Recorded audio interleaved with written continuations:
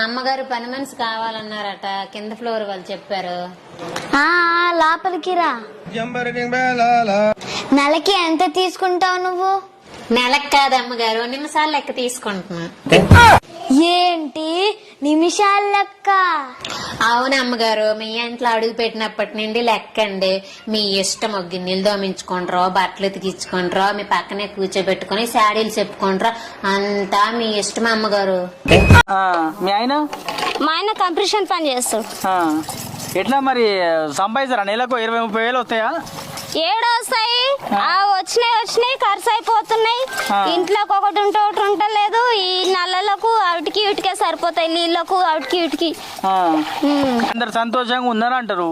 సంతోషంగా ఉన్నారంటారు కానీ బయట ఈడ లోపల వచ్చి చూస్తే తెలుస్తుంది. బయట చూస్తే ఏం తెలుస్తుంది? వాళ్ళు మాట్లాడేది వాళ్ళు మాట్లాడతారు, ఈడ చూస్తే. అమ్మగారు, అయ్యగారు మా మామలాగా రోజు తాగేసి వస్తున్నారేటమ్మా? ఫ్రెండ్స్ తో ఏదైనా చిన్న పార్టీ ఉంటే అలా అలా. అంతేలే అమ్మగారు, మీలా డబ్బున్నోళ్ళు తాగితే పార్టీలు అంటారు, మాలాంటి పేదోళ్ళు తాగితే తాగుబోతులు అంటారు. లంచ్ లోకి ఏం వండమంటావు? నా తలకే వండు. పులుసు ఎట్టమంటావు, ముక్కలు ఎట్టమంటావా?